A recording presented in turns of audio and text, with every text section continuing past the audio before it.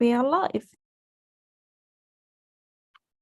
All right. Hello, everyone. Welcome to the April 6th meeting of the Node.js release working group. So yeah, we can get started.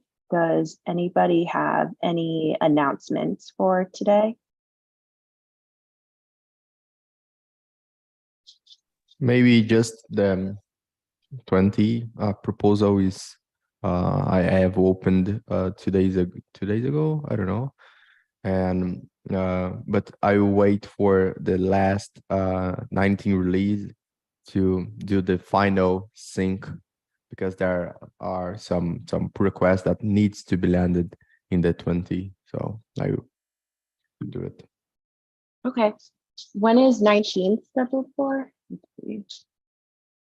The 19, I mean, it's supposed to be tomorrow.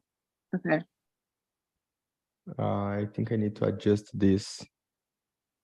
Yeah, I mean, there is the 3 of April and I couldn't make it, so it will be 7, hopefully, if everything goes.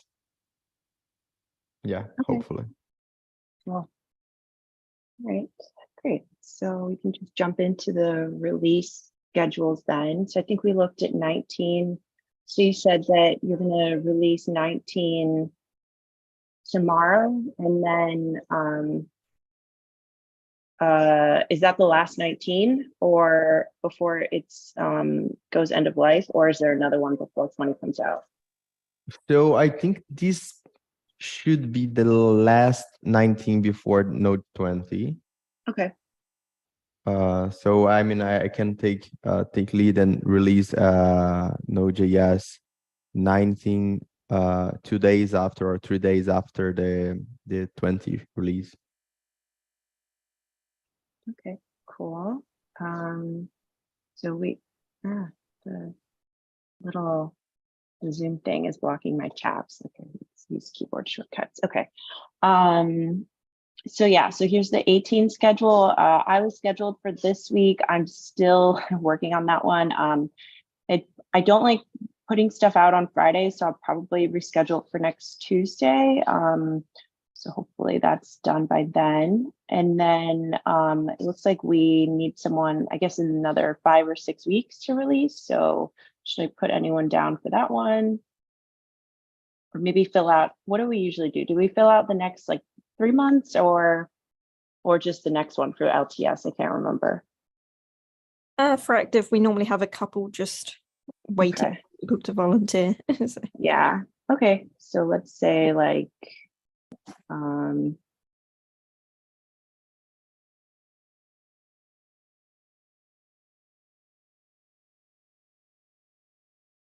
so I'm doing April. Let's say like, does anyone volunteer for May?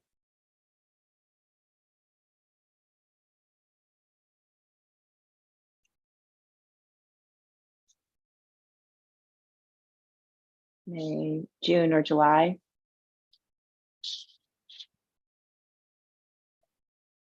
Okay. I'm gonna fill myself in for May. I think I could do that. And then next month we can reassess for June and July. Yeah. Okay. Also, +1 to delaying the 18 until Tuesday with the holidays, because it's holidays in a lot of countries until Tuesday anyway. So yes. Okay, cool. So I'll just change the date here then and just yeah. Oh, oops. Yeah. Okay. Cool. So we can look at 16. Do you have any 16s coming up? Let me check it. Yeah, I shipped one last week. Or oh, you did? Okay. Yeah, and oh, yeah. to be honest, I tidied like most of it that seemed reasonable to land was tidied up. I think maybe just put a placeholder, but maybe not a concrete date in for. Okay. Maybe if something pops up, maybe the times that drives it, but most of it was landed. Okay. is this, wait, is this maintenance? Yeah, okay, so that should be, okay, cool. Alrighty, let's see, what else do we have? 14. So yeah, so 14 goes end of life this month, I believe. What is it, April? Yep, this month. It does. So I put some stuff right at the bottom of here. So we've got eight pull requests that are labeled LTS Watch 14, but none of it really feels compelling enough to me to do a final release. So yeah, I don't know. I mean, we could do one. It doesn't feel like we have to do one. And yeah, there's not much time left. yeah, and the sort of things that possibly we would have normally put in there, like like the time zone update or even updating the root certificates. None of those are ready right now. They would require PRs open specifically against the 14 branch. So again, I'm not sure if it's worth it, given where we are in the month. I don't know. I don't know what people think. yeah, I think that makes sense because we want people to bump their versions anyways. So any like long-term support we would be putting in now would only encourage people to stay on 14 longer, which we don't want to do anyways. So just in case, there's any, bad bugs or security issues or anything, we want them to get up to 16. So I think that makes sense. Okay, I'll put another note in saying we discussed it and we're not planning on doing one, and we'll see if anyone pipes up. But yeah, I mean, we're going to run out of time. Yeah. Okay. Viewings. Well, okay, so that's the release schedule. Next, we have an open issue with release keys. So let's see, I think this is, what is this one for again? Did we talk about this in the last meeting? I think we have. I did add one of the keys that was missing. The key that I think most recently causing problems is maybe in another issue in this repo. Juan's new key is signed with an algorithm that GPG2 doesn't support or something. So, and it doesn't look like it gives a very good error message. It just says, hey, this isn't signed, but it is actually signed. It's just signed with an algorithm that doesn't work with whatever they're verifying with. Okay. So I don't like, they've kind of asked, can we not use the more modern algorithms and use ones compatible with version 2? But I don't know what we do there. Like, I'm not like, we can either ask Juan to sign it with an older algorithm or just say, this is a current algorithm. I don't know. I don't know which approach is best, to be honest. I think the comment just below digs into it. Okay. Yeah, I don't know the answer to this. I feel like we need to ask someone who maybe is more familiar with maybe like the implications of using an old algorithm. I think like just surface level, it seems like let's go with the new one. That seems like the logical thing to do. But yeah, I feel like I don't know enough about signing to really make a judgment call here. Yeah, same. One thing that might give us some insight is to see how old version 2 is compared to the new version. And if it's like years and years old, then maybe that would help. But I don't know. This is why it's kind of just been left, because I'm not really sure what our approach here should be. Yeah.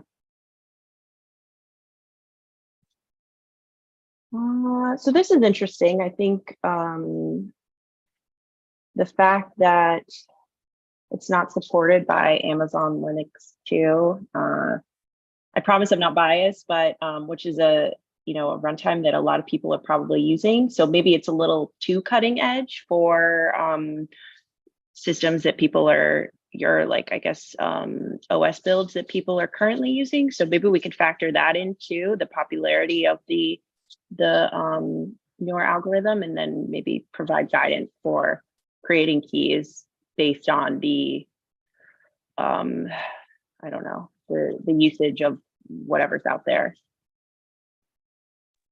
Yeah, if that's a widely used platform still and it doesn't support it, then yeah, that might push us down the. I don't know what the resolution is here. Like I'd hate for Juan to have to regenerate another key and then sign it with a different algorithm and re-upload it, but that might be the route we need to take. I'm wondering if it's possible to sign his existing key with the older algorithm. Yeah, but because I think you have the keys, and then I think the keys have signatures, and I'm wondering if it's just a case of possibly you can have more than one signature. Yeah, but like the output does seem to imply that there are multiple signatures, so maybe we could explore that, and that would be the easier route. Okay. All right. Yeah. Let's put a pin in this and see what we can come up with. And then if there are any like hard constraints on what maybe you see a lot of developers using, maybe we can update the guides as well for the key generation, or our docs. I think I said guides, but yeah, our docs. And maybe something we could do is if we can identify a sort of common kind of container image or something that we could maybe set up some testing on a repository, either this keys repository or somewhere else, where we attempt to just verify that the keys verify. Yeah.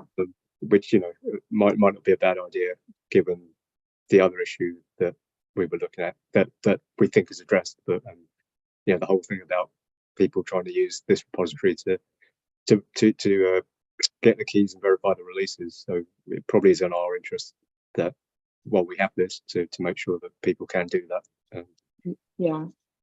Without relying on people to tell us it's broken, which I'm sure they will. Okay. Right. Make some notes in here later. But yeah, it sounds like we have action items for this one.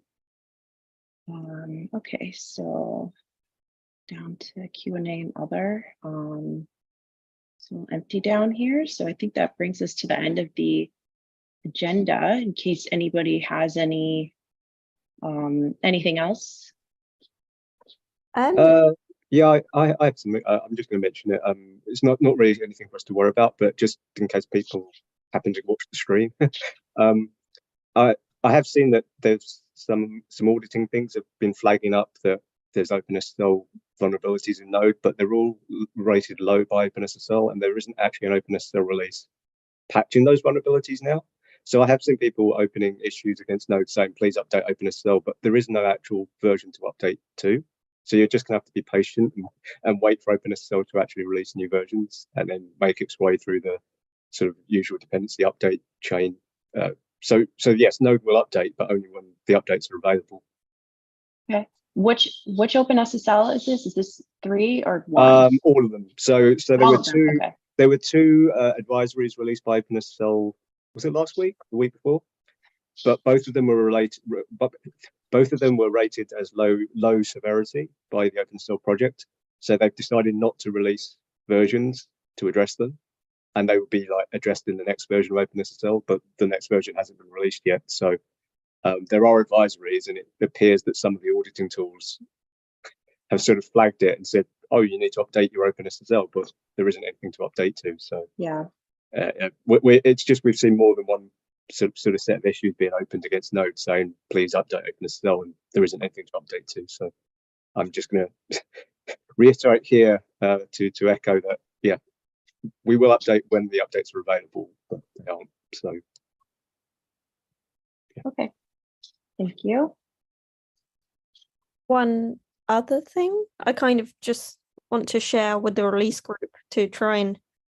So I've been looking at the SIG-Store signing, and this kind of relates to our current key signing and verification, and SIG-Store being kind of like an emerging standard for verification and signing.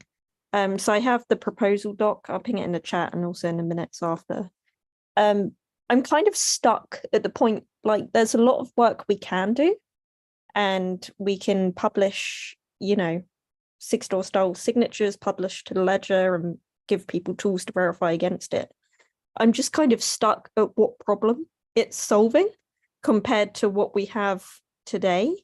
And there might be an argument from the release group that if we didn't have to manage keys, our lives would be easier. So I just kind of wanted to share the proposal and wonder if, like, hey, if you could just sign with your GitHub, like OAuth OIDC provider, and not need to carry a key, does that seem like a tangible benefit to the group? Can I open this up publicly? Yeah. It's publicly shared. Yep. Cool. Okay, cool. Yeah, I'll take a look at this. It kind of started as a proposal and then kind of ended up at a feasibility kind of study of, hey, this is what we could do, but I'm not, you know, what benefits each route give us is what I'm trying to resolve at this point. Well, I think this works. This might work when we have releasers signing release as nowadays. But considering that we might want, or I will be working on this for the next month, that is the automation of the release process, considering that we might reach a level that just one machine will perform the release. So we have just a single keys for any kind of feature release. I don't think this will be useful, or at least the complexity of implementing it might not be worth it, right? I think, like, if we had one key signing the release, then the proposal would be easy enough to implement because it'd just be a command on the machine that has that key and it could push it out. I'm curious, like, having the single key signing the release, is that a discussion that's popped up somewhere else? I can't remember. It feels like it has, but I don't remember exactly. The main problem with having a single key is the risk of being compromised, because while we have individual keys, if any of them get compromised, you rescind that key and everyone else is still okay. But as soon as you have a shared key, if any releaser or anyone with access to the key is in any way potentially compromised, then that key would need to be rescinded and replaced, which is going to be very disruptive. I mean, I don't know if people are aware of, like, GitHub having to change their RSA SSH key, and that was incredibly disruptive. It's a similar sort of idea where you've got a key that's, you know, widely known, and then all of a sudden you have to sort of invalidate it. Things get very tricky. Maybe with Sigstore that's not an issue if you've got time keys. So maybe that would be something that, you know, we'd have to look further in the proposal about access, like how, you know, who has access to that key to be able to sign with it, where the key is like a temporary key rather than a permanent, never changing key. But I mean, yeah, that might be part of the sort of discussion with the proposal, which is maybe if things are better, if they're time limited keys that we have better sort of access control over. I believe that's kind of the value prop of having the immutable ledger. So you could, in theory, I think the plan is, like, in theory, you know, you could have some policy or guidance that designates, hey, this key was valid to sign these releases, but then it got compromised at this point in time. Therefore, everything appended to the ledger after this point in time with this key cannot be trusted. So there's a lot of tooling around it. It's just trying to, like, I haven't quite figured out how we would surface that policy and how we would, like, even today, like Python, are actually doing this. They actually sign with Sigstore and they publish the keys, but they can restrict it slightly easier because they have designated release leads for each of the release versions, so that people can always say, hey, for version 3.1 or whatever, this is the trusted key. And for version 2, it's this different trusted key. But we don't have that. So it's how we've got a group of keys that can be valid for any group of releases. And I haven't quite figured out how we'd implement that policy and whether doing so is beneficial over what we have today. So. Well, I mean, we could potentially do so if we did go to say Sigstore for signing releases, we could potentially do the same thing where we have a Sigstore key for like each release line we have. So it's not really an issue right now, but at one point we did have a difference in like releases versus LTS. So at one point we had a distinction between those who could do LTS releases and those who could do current releases, which I think doesn't exist at the moment. But again, if you had separate keys, that could be a possibility again, where the LTS releases were more restricted than the people doing the current. Yeah, then there's also the whole value prop of like, this is only useful if people, before they install Node, verify to say, hey, I trust this source was signed by a valid key of someone authorized to create a release. But unfortunately, like, most people install with NVM, and it's not like NVM could do this checking because it adds too much logic dependencies, makes too many assumptions of what's installed. So then it's like, how many people are going to go to the effort to do this? And maybe the answer is, people like the people building Node into Docker images or, cloud providers might go this far. And they seem to be doing so because we get the reports on our key verification when it breaks. Well, we know the Docker group, Docker working group, to check our existing key signatures. So there are people out there that are, and obviously the ones that have complained in those issues we were looking at earlier. So yeah, we know some people are checking the existing way we sign releases.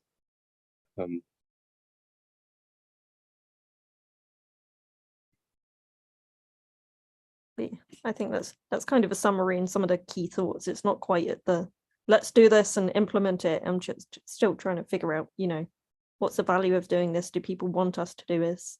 What does this gain us or save us compared to what we're doing today? And if the answer is no, nothing, then maybe we just put it on hold and don't go down this route. Do we might it be an idea to sort of come up with some scenarios of something like, I don't know, like a release has been released, how do I verify it's been signed with a valid key? So sort of like something agnostic to the technology used, and then evaluate those scenarios with what we have at the moment, and then with how Sigstore might work, and see if there's actually any material difference to the person executing the scenario. So for example, when we talked about like revoking a key, that could be a scenario where like someone's been compromised, we have to revoke the key. What does that actually mean to someone downloading a version of Node, after a key's been compromised? For that, I mean, that's more work, I guess. So one of us will have to volunteer to try and come up with. But yeah, it's a good. It almost feels that I think if we're trying to determine if there's any benefit, then the question is, well, what do we think people are going to be doing with the signatures? And then does that change if we adopt Sigstore, or does it get any better? Does it get any worse? Yeah, like my high level is this might save effort in terms of managing keys, and it might help the revocation case more than what we do today. But I've not. We should go through those scenarios one by one, and it's just sometimes I feel like it's like this is a solution for a problem, and I'm like, maybe this isn't the best use, but we should continue and explore. So I don't know how the other releases feel, but I do feel that onboarding a new release, the GPG part where you have to generate GPG key and then getting used to, managing it, signing it. If you've got an expiration, learning how to extend that, that is a sort of barrier. I don't know if that would be any easier in the 6-door model. Like you say, if you're just then logging into a OAuth thing. But that is, that's for our benefit rather than the end users, because all of that is management on our side. And for the existing releases, once you've got the key set up, you have the key, GPG wise, which isn't to say that 6-door might be easier in the long run, but for an end user, it shouldn't matter from that point of view, but it might matter depending on how you would use the tools to do the verifications and stuff.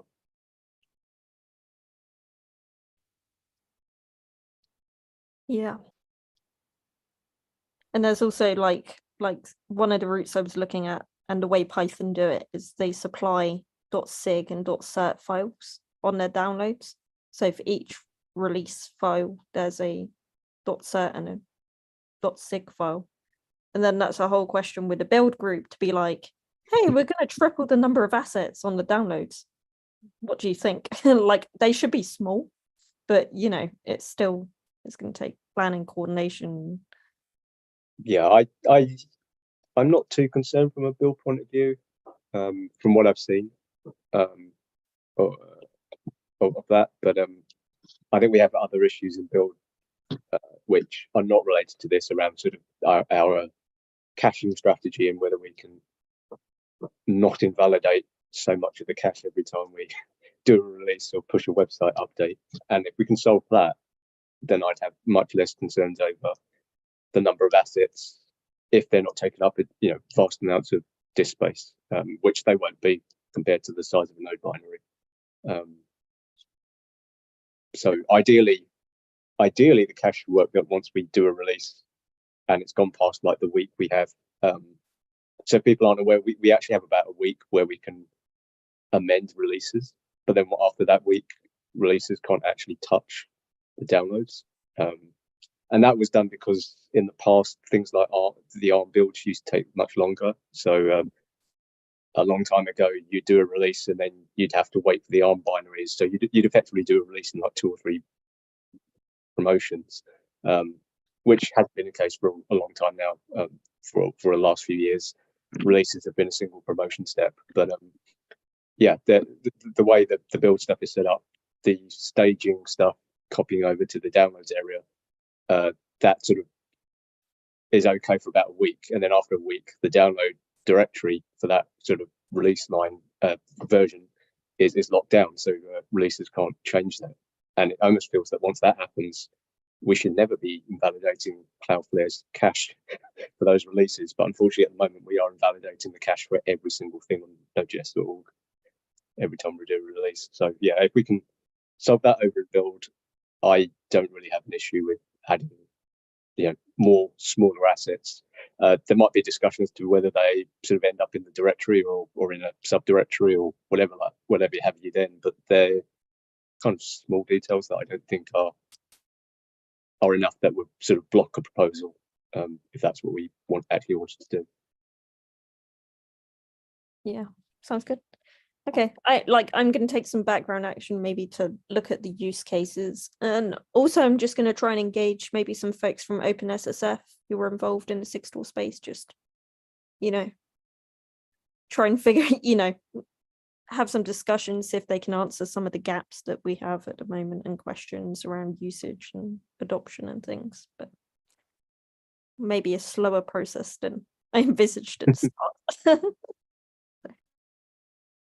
I mean, for us, we've got the existing signing stuff, so I don't think we've got any plans to remove that or deconstruct that right now. So even if we go to 6-door, there's probably going to be some overlap where we're still going to be continuing the GPG signing, as if we roll and sort of add more things if we feel that is beneficial. So I don't think there's a pressure from anyone to adopt this quicker. Yeah. Then whenever we feel it's right or appropriate already. Yeah, that, like, I guess it's worth mentioning, like NPM are adopting this under the, are interested in Sigstore and using it to sign packages. So it does look like our ecosystem will become more familiar with these technologies because, if the package manager's using it, they're using it in a different way. But, the adoption is increasing of Sigstore, so maybe that will add pressure at some point. And I guess that's part of it in that, part of the reason we're using GPG is because GPG signing is an understood technology. It's widely widespread. It has widespread use, and if Sigstore gets that good of traction, and the technologies involved with the Sigstore project gain wider acceptance, like you say, more projects are using it, then the benefit there would be that us going to that would be a similar technology to that people will sort of be slowly getting used to, and not something specific to Node.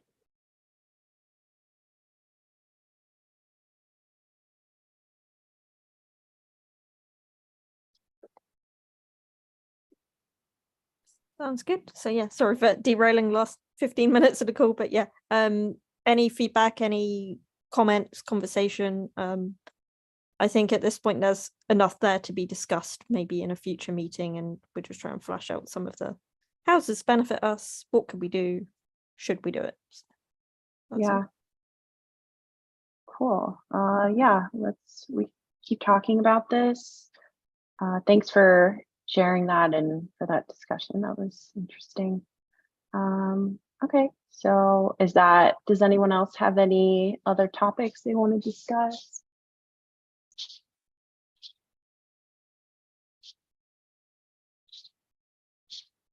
Okay, silence says no. Okay, so that brings us to the end of our meeting then. Thank you all for coming. Thank you for everyone online watching, and we will see you next month. Thank you.